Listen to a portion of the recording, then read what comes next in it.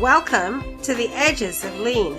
I'm Bella Engelbach, and in this podcast we explore the human and creative side of lean thinking, unusual places where lean thinking is practiced.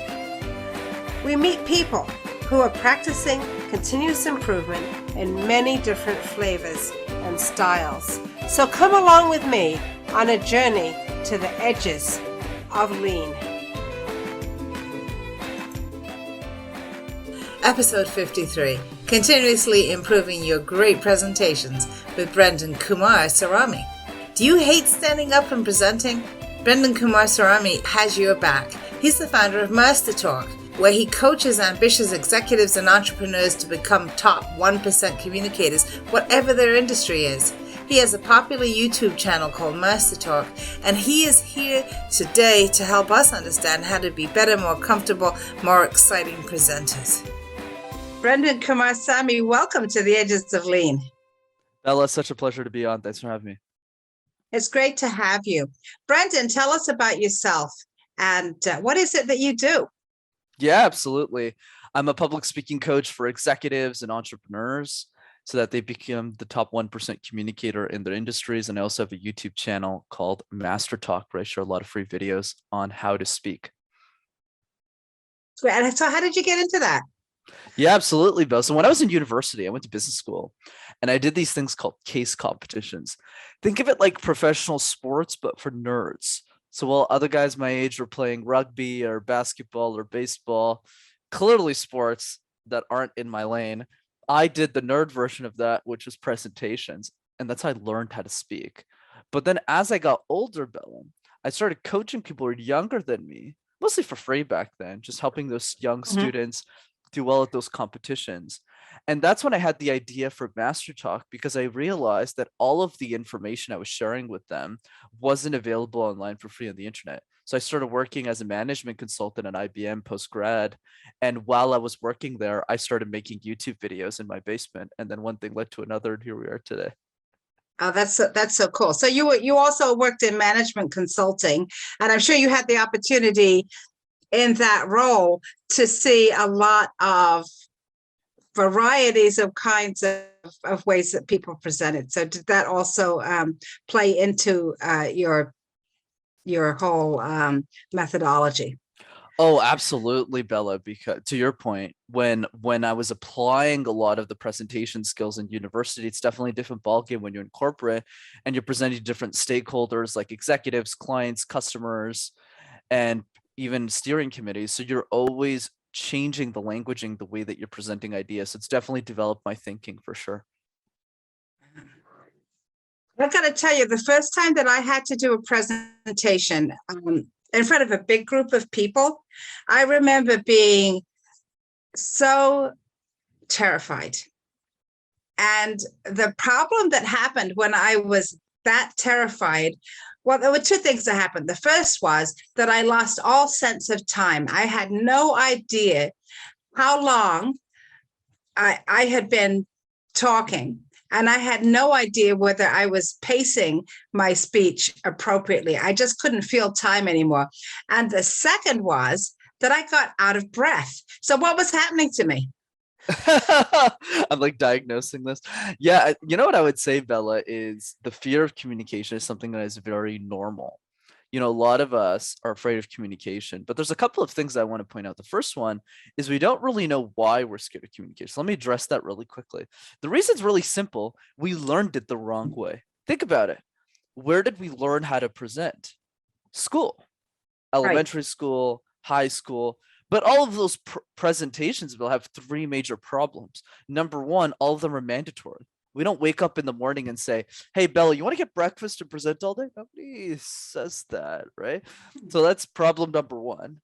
Number two is all of them are different. You never get to pick the topic. So it's never, hey, Bella, what are you passionate about? Are you passionate about lean methodology? Are you passionate about empowering women? Why don't you give a presentation on that? No, look, that's not how it works. You got to talk about Shakespeare. You don't really have choice in the matter.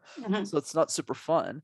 And then the third piece, which is the most important one, is that every single presentation, whether it's at school or even at work, is tied to a punishment. So it's never, hey, If you don't do a good job, Bella or Brenden, no worries. We're still going to clap. Yeah, that doesn't work. You lose like 30% of your grade. So yeah, that's why the fear of communication exists. It's normal, right? That's so true.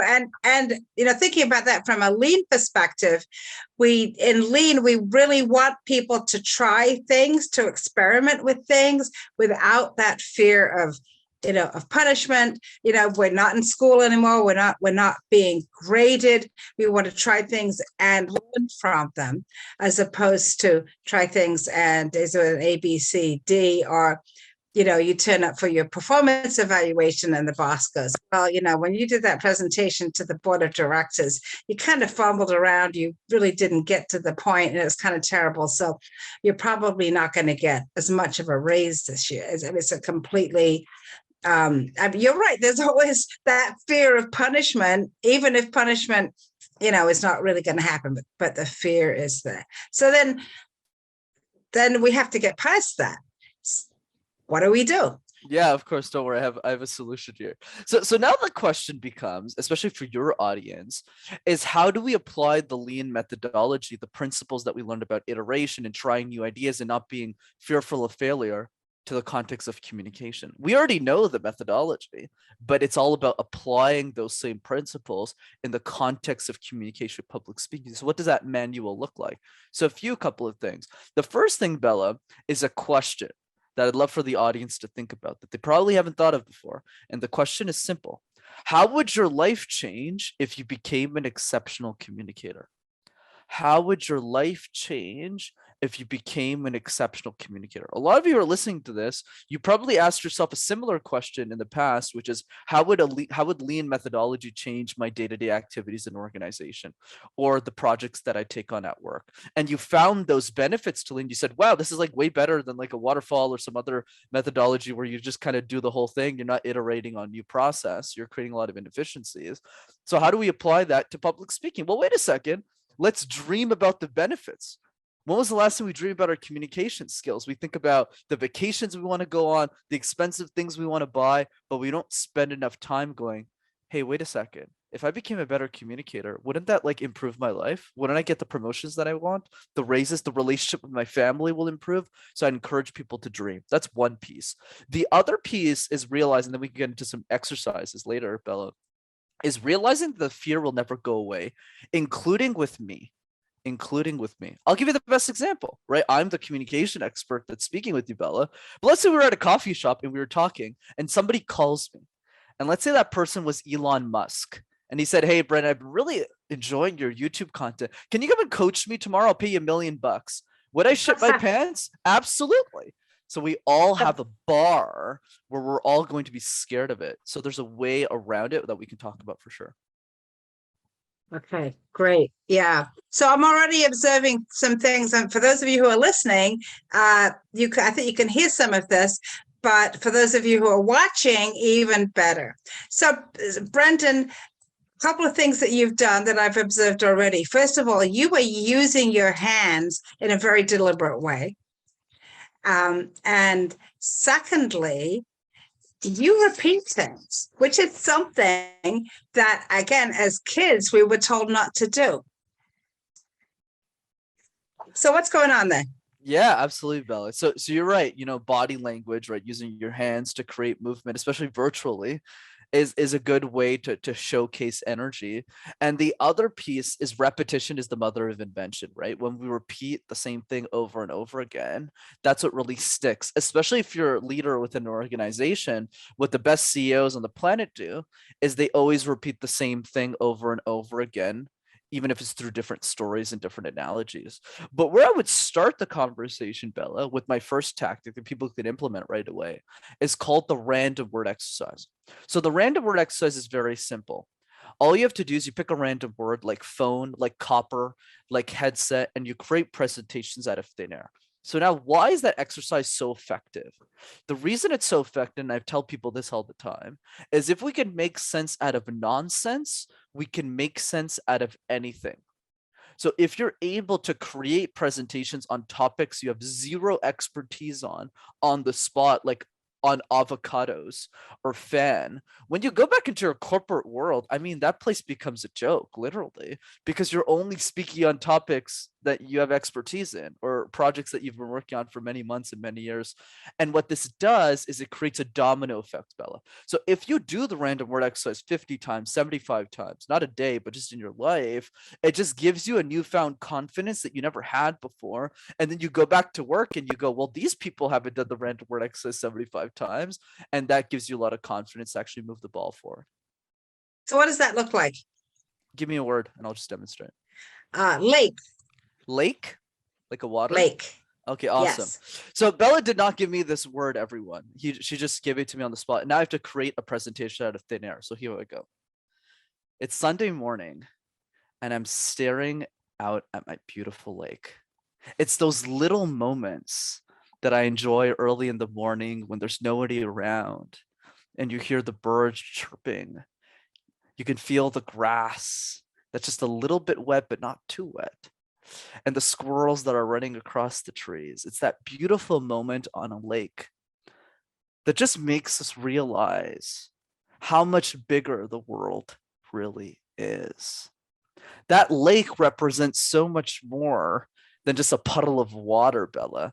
It represents a moment in our life that we can stop and say, wow, the world is beautiful. So cherish those little moments because life is short. So this is an example, right? Create a random word and just do it. But the point I want to drive, Bella, that's really important. Don't compare yourself to me. I've done the exercise 3,000 times. So for the first 100 times that you do this, don't keep score. The goal is not to do it well, it's just to do it. And so at the beginning, you might go like a lake is a object in the water. But then after 100 times, you'll start to really get into the motion of doing it. So that is, again, and I love your point about, let's apply what we know about lean thinking, lean methodology, right? It's doing it again and again to find the standard, to find what works for you, to get comfortable with it. And then you can start to see, well, how do I need to improve? What you did there, Brenden, for me, was that out of the word lake, though, you created a picture with an emotional connection. Was that important? It definitely is. Creating that emotion is key, Bella, where we create visualizations, we're able to share it. But there's a couple of things I would say for people who are getting started in their communication journey. Communication is like juggling 18 balls at the same time, Bella. One of those balls is eye contact. Another one is smiling. Another one is body language. Haircut might be having a nice haircut might help as well. But the key here, and this is the challenge, is most of us try and juggle all 18 balls at once. So we try and do all of these things. Oh my God, I got my content. Then I have to remember this. So what happens? All of the balls fall to the ground. So instead, what you want to do is you pick one ball up at a time. So for one presentation, I would just focus on the random word exercise. Let me use some lean language here. So let's say we apply lean to a process at a company. So at the beginning, it won't be fully optimized because we're iterating new ideas. We're trying to figure out ways of increasing efficiencies, but we're always focused on the same single process. Let's say a project team is focused on that project. And then over 30 days of creating new ideas, generating, making mistakes and failing, we're able to find the solution because we focused on one process or a few or a very small number of them. Right? Yeah. Right. But when we apply that to communication, the problem is there's too many processes that we're trying to optimize for. Storytelling over here, body language over there, eye contact. And wrong way of approaching it. Instead, what I would encourage people to think about, Bella, is just optimize for the random word exercise and nothing else.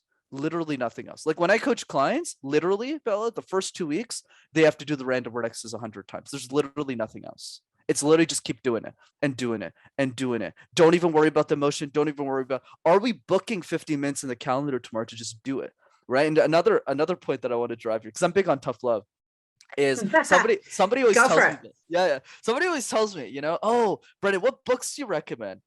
And I always reply back to that CEO or that person, how much time would you have spent reading that book this week if you had a book on communication? And they would say something like, I don't know, 30 minutes. And I say, how about we do the random word exercise 30 times instead this week? How does that sound? So I encourage people to optimize that process. And then once they realize they're really good at it, that gives momentum for all the other dominoes to fall. Which is really great advice for anything that you want to learn, right? You can't whatever skill it is, you can't learn it all at once, right? But if you could start with something and then build on it. Absolutely. When people talk about great communicators, right, they do talk about content as well, right? One of the things that I see a lot of, and I know that I do, is this desire, this to try to cram everything in, right? I have all of this content I want to share with you. It's all really important for you to understand the whole story. So if you are going to understand anything, but what could people practice to pull back from that? Yeah, absolutely, Bill. It's an excellent question. You're right, especially in the corporate world, right? Where we have so many things we want to go through, so many deliverables, and the steering committee is just staring at us and going, okay, but like what actually matters here? Like what's the key takeaway? So there's a couple of ways that we can do this to keep it simple and easy to implement for people who are listening to this. The first one is asking a question I got from Kevin Systrom, who's the founder of Instagram. And the question is, if you had to remove one thing from my speech, what would you remove and why? So this is a question I encourage everyone to ask with team members in their organizations, with leaders that are giving them feedback, with people that they really respect within the organizations. And what I love about this question, Bella, is it forces negative feedback. Even if negative might not be the right term, or it could be points of improvement, opportunities for growth. But the idea is, for example, if I go up to somebody, like when I started doing podcasting, I would go up to hosts all the time and say, if you had to remove one thing that I said today, what would you remove and why? And then they go, ooh, now they're really struggling because now they have to really think about it and have to take one thing out and plug it in with something else. So this is a question that helps us remove the fluff and really focus on the most essential points. That's point number one. Point number two is really reflecting on the following question.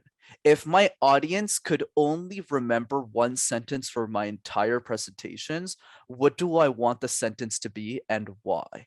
And that sentence will change based on the context of the project and the context of the environment the person is in.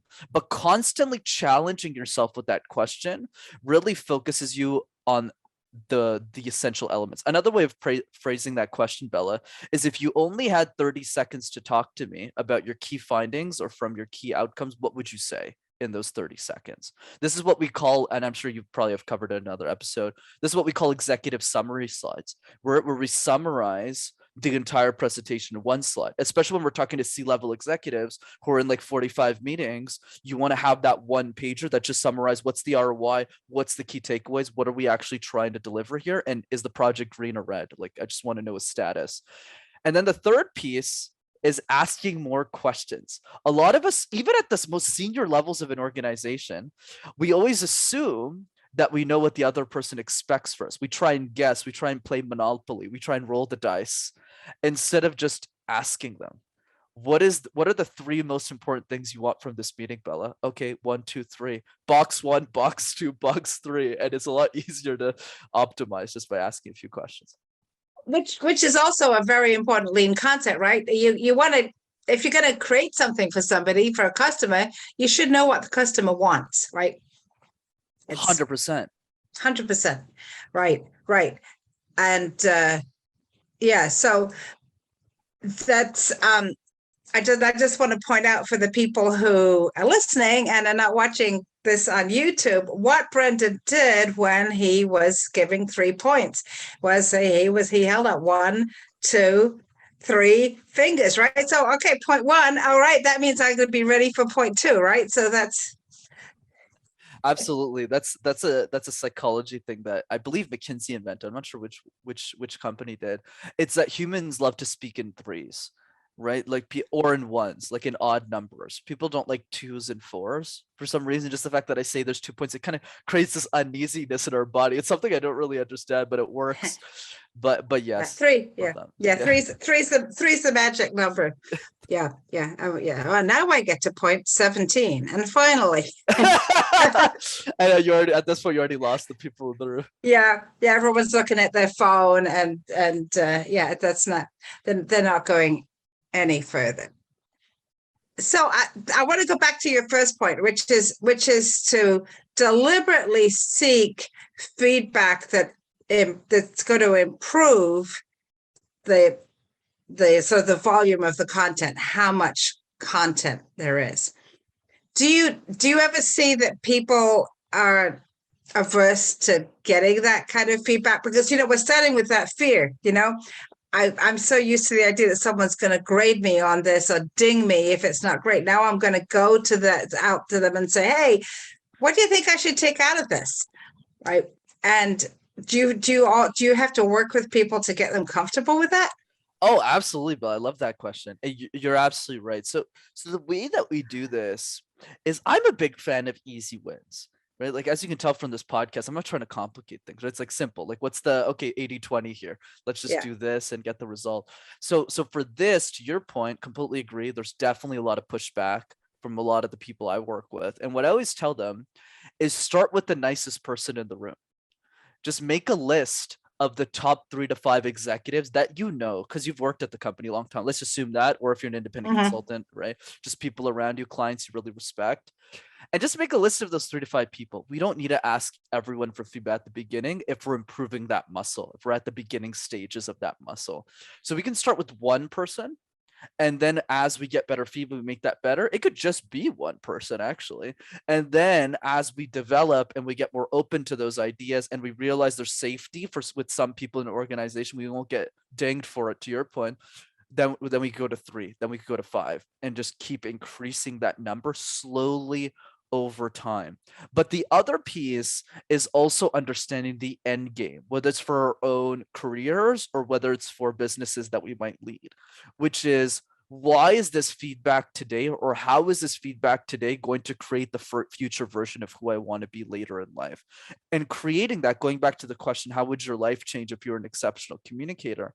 Don't just write that down on a piece of paper.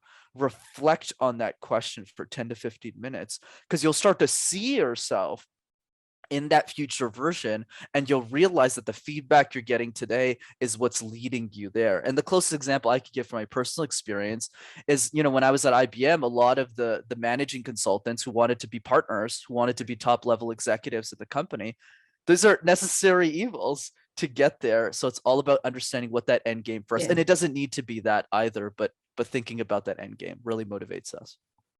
Yeah, it's like the exercise that you need to do in order to build the muscle that you want. It might hurt a little bit, but you and me both. But we're not necessarily the best examples of that, right? Maybe you are. I'm not. No, me definitely not.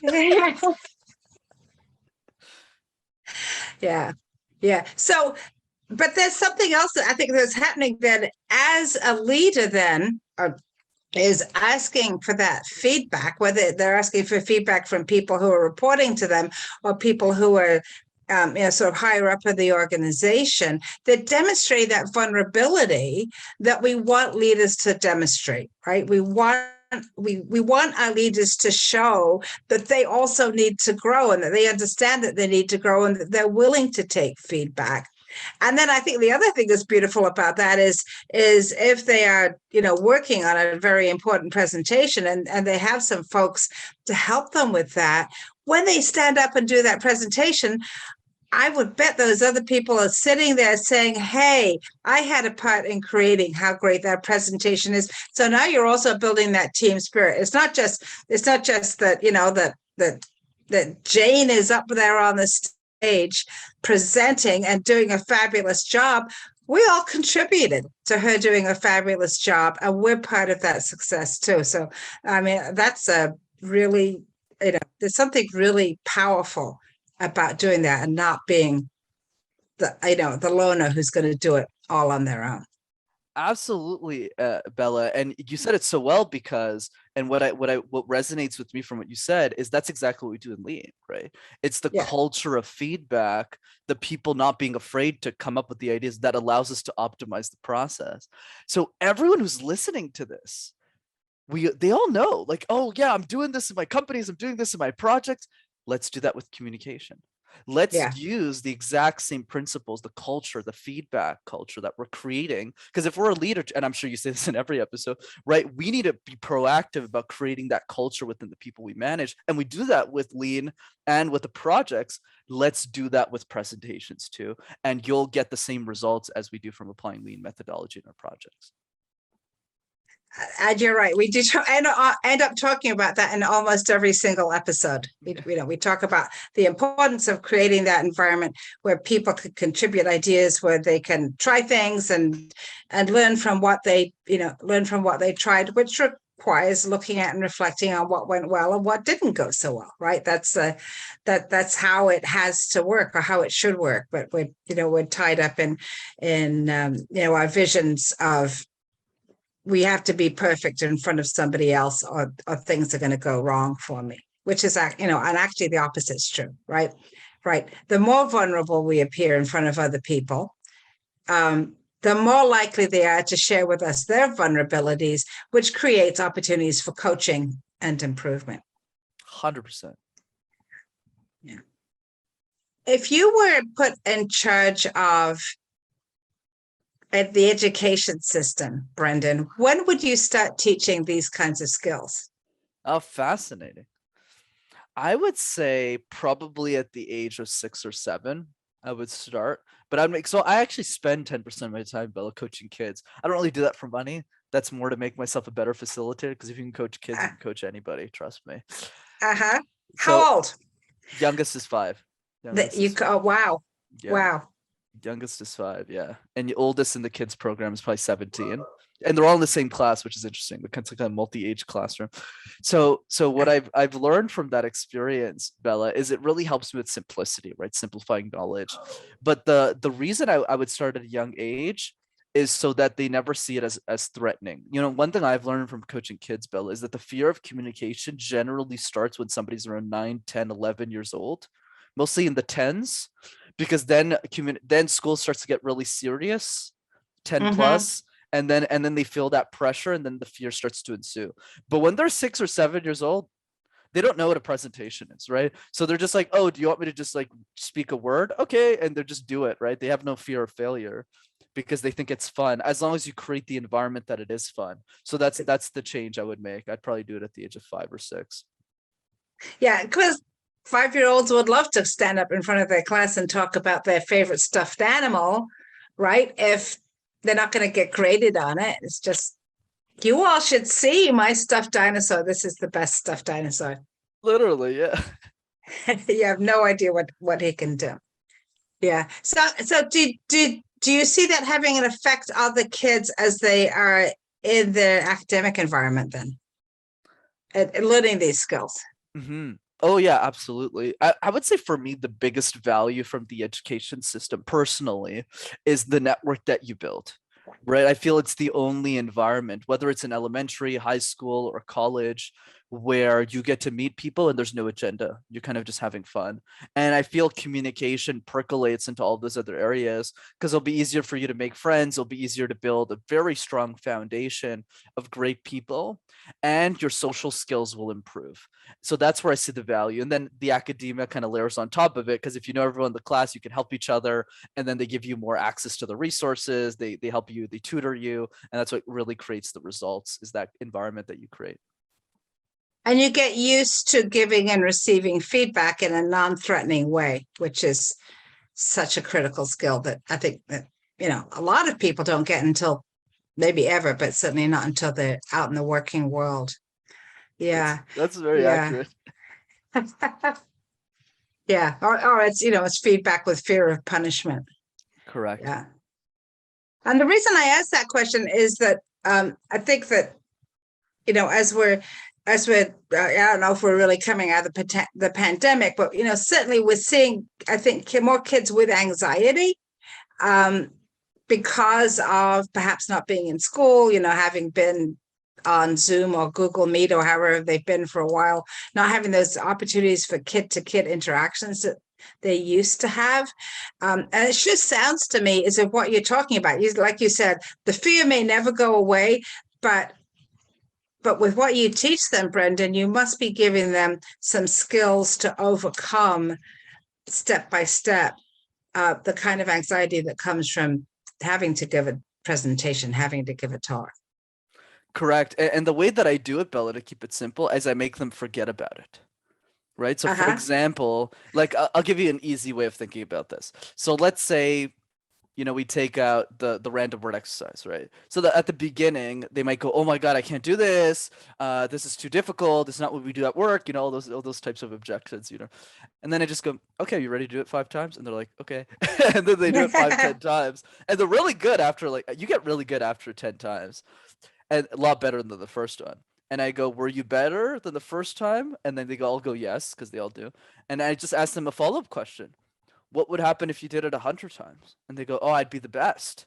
And I was like, "Cool, do it 100 times this week." And then they do it.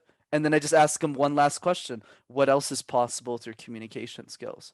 And that's it. The fear just shatters, or to the point that they don't care about it anymore. And that's really the goal, right? Is how do we, instead of focus in and breathe and like acknowledge the fear is there, how about we prove that we're a lot better as communicators than the fear that it comes with, and then we'll shatter it. I mean, think about me, Bella. I started coaching CEO when I was 22. Who in the world am I to do that? And I had a lot of insecurities. Yeah. But it's one person at a time. When I started with people who were 15, and then it worked me out to people my own age, and I built that competence over time, which led to the confidence later on. And that's what creates the results that we're looking for. So just going step by step. Yeah. Yeah. So there's a lot of people out there who are, I think are sort of longing for that moment, right? I want to be on the TED stage, or I want to be the one at at the Lean conference who's standing up, and maybe I did a workshop and now I want to be on the main stage and do a keynote presentation. And that moment comes, right? And I think one of the things that happens when that moment comes is exactly what you said. Now you're faced with the 18 balls, right? Okay, what am I going to wear? Including what shoes should I wear? Do I? Well, maybe that's some of us care about what shoes we wear, right? Right. How are they going to mic me? Should I be rehearsed? Should I be off the cuff? Should I have slides? Should I not have slides? I mean, all of these things, and then breathing, posture, all of that comes up as well. So I think if I could sort of recapitulate a little bit, and you tell me if this is right or wrong.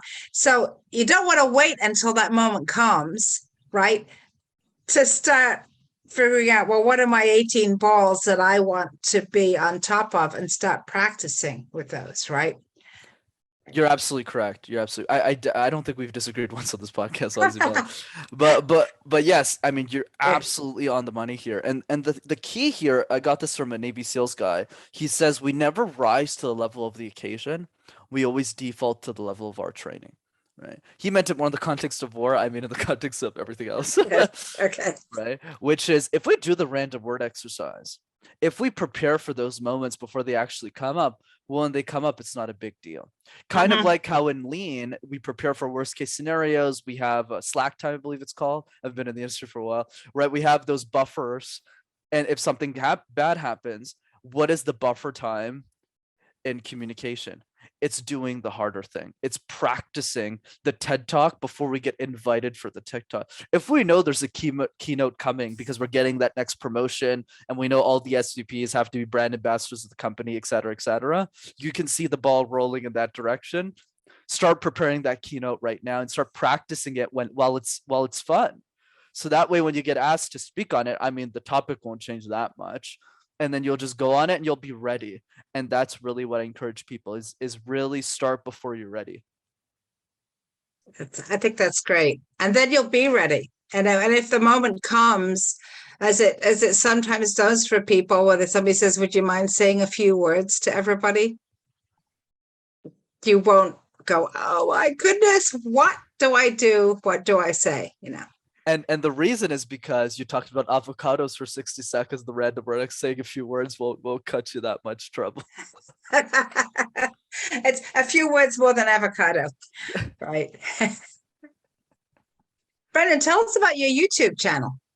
Yeah, absolutely. So I started the YouTube channel a few years ago, and the goal is really to help people with their communication skills and try and be an encyclopedia of the subject. So that's Master Talk in one word.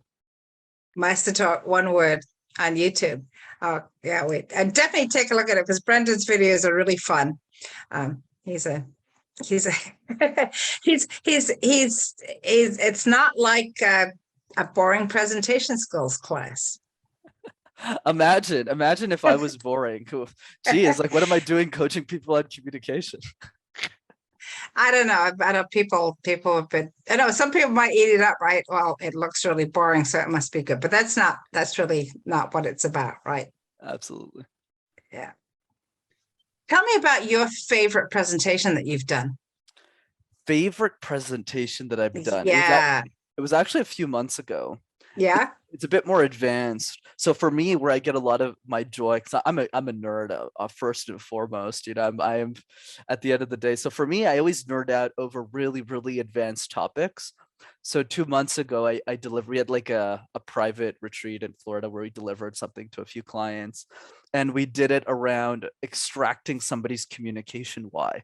So we spent 3 hours like taking out, you know, that question I asked earlier, like how would the world change if it, so that's like a 3 hour workshop just in that one question. So it was really intense, really emotional. A lot of people were crying. It was super fun. So that was probably my favorite presentation to date that I'm really proud of. That sounds great. But that was more than presentation, right? That was facilitation as well. That was that really deep connection with people. Correct. Yeah, that's really my jam. I'm a lot more of a workshop guy than a keynote guy, given my topic. Yeah, but I'm thinking, and then just kind of the best facilitation class I ever took was a class on how to do stand-up training. And so I thought I was learning how to stand up in front of a room and give people information. But what I was really learning, and I still haven't learned it completely, was how to help everybody in the room be engaged in the topic. And that was, for me, the best facilitation class, actually better than some other facilitation classes I took. There was something about the really having that connection, trying to have that connection with the people that I was, I can't remember what my very first training talk was. It was probably something like avocados, but I'll tell you one funny story, and everybody. This actually happened when I was pregnant with my youngest son. I was about 8 months pregnant, and I was about the size of 2 houses. And of course, in this class, you got videotaped. And so soon as I got home, my husband wanted to see the videotape. It's like, oh my goodness, look at you. And then when the kid was about 6, we talked about this, and he said, Mom, can I see that videotape? And I said, no, you are never going to see that videotape. There's a connection, right, between facilitation and presentation, which comes back to the people and really, who's the customer. I love that. I completely agree. Brenden, what would be your one piece of advice? We've talked about young people. What would be your one piece of advice to a young person starting out? Yeah, I would say for me, the number one piece of advice I would give, especially for people of your community, is think like an executive on day one. When I was 19, 20 years old, I met a partner at McKinsey who was now a partner, one of the youngest in the whole world. And I asked him what's the best piece of advice he asked back when I wanted to be an executive anyways. And he looked at me and he said, Brenden, always assume and think like you're an executive today. What would that person do? How would that person manage client relationships? How would that person inspire their teams? And don't wait 10 years to be that person. Be that person right now. And that advice stuck with me, especially when I went on to do my own business, because a lot of my clients are double my age. So how do I show up with the maturity of someone who's 100 years old? How do I show up with the communication skills of someone that's 100 years old, who has 100 years of experience? And that always stuck with me. So for your future goals, start picturing the person you want to be, even if you're not entirely sure that person is, just some idea, even 50% is good enough. And just ask yourself, what would that person do? And how can I be like that person today rather than in 10 years? That is great advice. Brenden, thanks so much for traveling with me to the edges of Lean. And everybody check out Brenden's YouTube channel, MasterTalk. Thanks, Bella. This is Bella Engelbach, and I'd like to thank Brenden Kumarasamy for being my guest here at the Edges of Lean. What are you doing to improve your presentation skills? Find Brenden at rockstarcommunicator.com or check him out on YouTube. You can also find him on LinkedIn. Find me on LinkedIn or at leanforhumans.com. And start a conversation. Comment or wherever you watch or listen. And please, please, please tell your friends about the Edges of Lean. Join me in exploring more of the Edges of Lean. There's a lot to learn. And check out my friends in the Lean Communicators community at leancommunicators.com. You'll find more podcasts and videos with lots of great new content every week. The Edges of Lean is written and produced by Bella Engelbach with support from Podcast Inc. This is a Lean for Humans production.